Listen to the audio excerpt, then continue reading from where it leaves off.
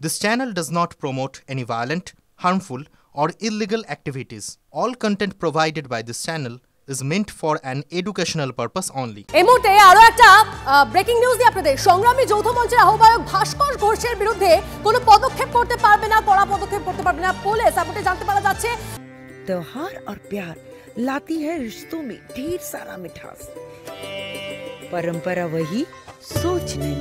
आदि मोहिनी मोहन कांजीलाल। আপনাদেরকে জানিয়ে রাখি, হাইকোর্টের স্বস্তি সংগ্রামী যৌথ মঞ্চের আহ্বায়ক ভাস্কর ঘোষের এই খবর পাচ্ছি আমরা। ভাস্কর ঘোষের বিরুদ্ধে কোনো কড়া পদক্ষেপ নয় জানানো হয়েছে হাইকোর্টের তরফ থেকে। নির্দেশ বিচারপতি রাজস্বী ভরদ্বাজের, এমনটাই জানানো হচ্ছে। নবান্ন অভিযানের ঘটনায় 3টে এফআইআর ভাস্করের বিরুদ্ধে। 6 নভেম্বর মামলার পরবর্তী শুনানি। আপাতত নবান্ন অভিযান সংক্রান্ত 3টি এফআইআর, তার ভিত্তিতে ভাস্করের বিরুদ্ধে কোনো পদক্ষেপ করতে পারবে না পুলিশ। নির্দেশ হাইকোর্টের।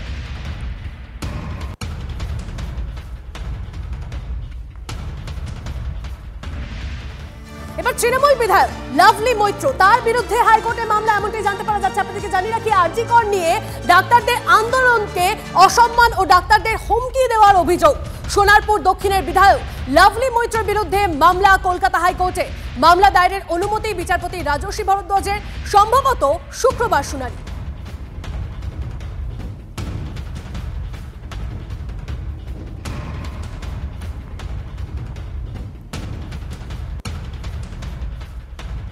কিন্তু ঠিক কি বলেছিলেন লাভলি মৈত্র শোনাবো।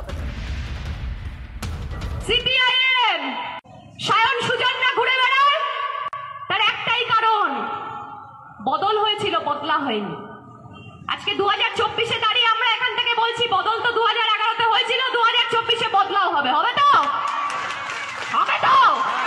মমতা বন্দ্যোপাধ্যায়ের দিকে যদি আঙ্গুল কেউ তোলে, সেই আঙ্গুল কিভাবে নামাতে হয় আমরা খুব ভালো জানি। আমরা শান্ত আছি, কিন্তু আমরা দুর্বল নই।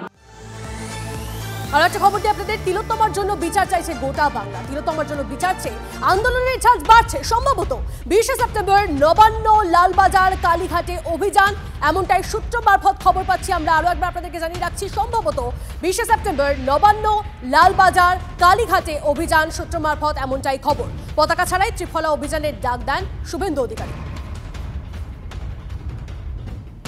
একসঙ্গে 3 জায়গায় অভিযান হবে, কালীঘাট, লালবাজার, নবান্ন, একসঙ্গে হবে। ন্যাশনাল ফ্ল্যাগ নিয়ে হবে, অরাজনৈতিকভাবে হবে, মানুষের হবে। অত্যাচারীরা শেষ কথা বলে না, জনগণ জেগেছে, এদের পালাতে হবে। আমরা লিগ্যাল সাপোর্ট, মেডিকেল সাপোর্ট, সমস্ত রকম সলিডারিটি। কালকের আন্দোলনে যারা পীড়িত হয়েছেন, অত্যাচারিত হয়েছেন, গ্রেপ্তার হয়েছেন, তাদেরকে দেব, তাদের পরিবারের দেখভালও আমরা করব। প্রদীপ, আমাদের প্রতিনিধি আমাদের সঙ্গে রয়েছেন। প্রদীপ, তো আন্দোলনের ঝাঁজ বাড়ছে, এবার একত্রে 3 জায়গায় অভিযানের ডাক শুভেন্দু অধিকারী। একেবারেই সে কথা বলা যায়, এবং যা আমরা জানতে পারছি তা হলো এই সেপ্টেম্বর মাসের সম্ভবত 20 তারিখে এই অভিযান হওয়ার কথা রয়েছে। অন্তত তেমনই সূত্র মারফত আমরা জানতে পারছি। আর না হলে 20 তারিখের পর হয়তো এই অভিযান তারা করবেন। খুব স্বাভাবিকভাবেই রাজ্য সরকারের ওপরে তারা এই মুহূর্তে চাপ বাড়াতে চাইছে, এবং সেই কারণেই শুধুমাত্র নবান্ন অভিযান করা নয়, তারা তার সঙ্গে আরো 2টি জায়গাকে তারা জুড়ে দিচ্ছে, লালবাজার এবং কালীঘাট। তবে তুমি জানো যে ইতিমধ্যেই পুলিশের তরফ থেকে কালীঘাট চত্বর, অর্থাৎ মুখ্যমন্ত্রীর বাড়ির আশপাশের যে এলাকা রয়েছে, সেখানে 163 ধারা জারি করা রয়েছে। ফলে সেই পরিস্থিতিতে এই অভিযান কিভাবে হবে সেই প্রসঙ্গেও শুভেন্দু অধিকারীরা যা জানাচ্ছেন, তারা বিভিন্ন সময় ওই চত্বরে যখন কোনো কর্মসূচি করতে চেয়েছেন, তখন আদালতের দ্বারস্থ হতে হয়েছে তাদের। প্রয়োজনে এই ক্ষেত্রেও তারা আদালতের দ্বারস্থ হবেন, এবং তাদের বক্তব্য, তারা কোথাও কিছু দখল করতে যাচ্ছেন না, মানুষ শান্তিপূর্ণভাবে এই কর্মসূচিতে অংশ নেবে। এবং সেই কারণেই তাদের এই কর্মসূচি এই মুহূর্তে রাজ্যের পরিস্থিতির জন্য, রাজ্যের যে মূল 3টি জায়গা, সেই 3টি জায়গাতেই তারা অভিযান করবেন একত্রে। ধন্যবাদ।